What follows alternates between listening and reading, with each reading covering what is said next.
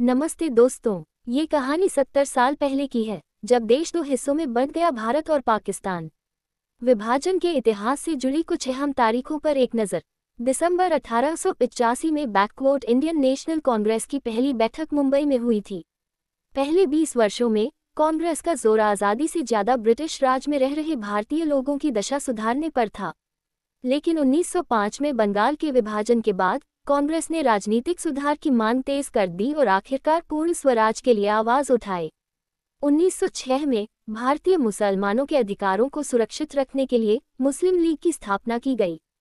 फरवरी 1938 में महात्मा गांधी और मोहम्मद अली जिन्ना ने देश में हिंदुओं और मुसलमानों के बीच जारी तनाव का हल निकालने के लिए बातचीत शुरू की, लेकिन ये बातचीत जुलाई में नाकाम हो गई। दिसंबर में मुस्लिम लीग ने मुसलमानों के उत्पीड़न की जांच के लिए एक समिति बनाई। पाकिस्तान बनने की कड़ी में एक अहम पड़ाव 23 मार्च 1940 को आया। इस दिन मुस्लिम लीग ने लाहौर में एक प्रस्ताव रखा जिसे बाद में पाकिस्तान प्रस्ताव के नाम से भी जाना गया। इसके तहत एक पूरी तरह आज़ाद मुस्लिम देश बनाए जाने का प्रस्ताव रखा गया।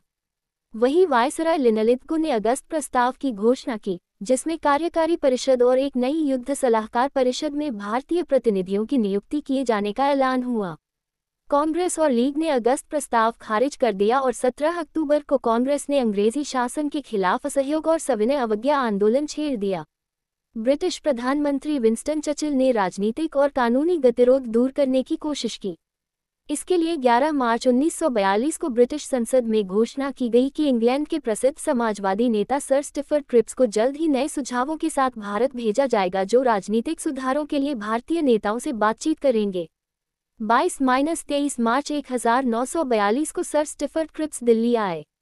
उन्होंने भारतीय नेताओं से लंबी बातचीत की और 30 मार्च को क्रिप्स प्रस्ताव प्रकाशित हुआ।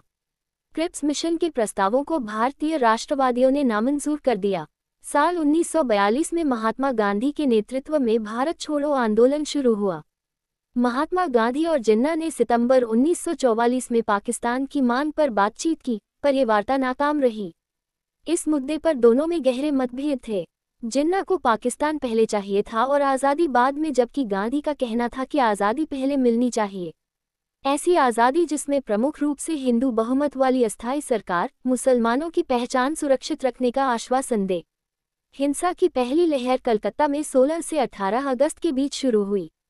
ग्रेट कैलकाटा किलिंग्स के नाम से याद की जाने वाली इस घटना में करीब 4000 लोग मारे गए, हजारों घायल हुए और लगभग 1 लाख लोग बेघर हुए। इस हिंसा की आग पूर्वी बंगाल के नोआखाली जिले और बिहार तक फैल गई।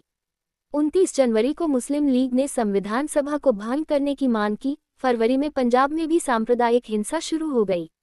ब्रिटेन के प्रधानमंत्री क्लेमेंट एटली ने घोषणा की कि ब्रिटेन जून 1948 तक भारत छोड़ देगा और लॉर्ड माउंटबेटन वायसरॉय का पद संभालेंगे। 24 मार्च को लॉर्ड माउंटबेटन ने वायसरॉय और गवर्नर जनरल के पद की शपथ ली। 15 अप्रैल को गांधी और जिन्ना ने मिलकर आम लोगों से हिंसा और अव्यवस्था से दूर रहने की अपील की। 2 जून को माउंटबेटन ने भारतीय नेताओं से विभाजन की योजना पर बात की और 3 जून को नेहरू, जिन्ना और सिख समुदाय के प्रतिनिधि बलदेव सिंह ने ऑल इंडिया रेडियो के प्रसारण में इस योजना के बारे में जानकारी दी। आखिरकार 14 अगस्त को एक नया मुल्क पाकिस्तान बना और पाकिस्तान ने अपना पहला स्वतंत्रता दिवस मनाया। 14 अगस्त की रात 12 बजे ब्रिटेन और भारत के बीच सत्ता का स्थानांतरण हुआ और 15 अगस्त को भारत ने अपना पहला स्वतंत्रता दिवस मनाया। लगभग 1.25 करोड़ लोग अपना घर-बार छोड़ देश बदलने को मजबूर हो गए। अंदाजन 5 से 10 लाख लोग हिंसा में मारे गए। हजारों महिलाओं को अगवा कर लिया गया। इतिहास के पन्नों में ऐसी त्रासदी की मिसाल बहुत कम मिलती है। ऐसा कत्लेआम जिसमें बंटवारे की रेखा अपने साथ गुस्सा, बेबसी और क्रूरता का सैलाब लेकर आई। ये रेखा अपने पीछे ऐसे जख्म छोड़ गई जिन्हें आज भी दोनों देश पूरी तरह भर नहीं पाए हैं। धन्यवाद दोस्तों। चैनल को सब्सक्राइब करें, वीडियो को लाइक करें और अपनी राय कमेंट बॉक्स में लिखें।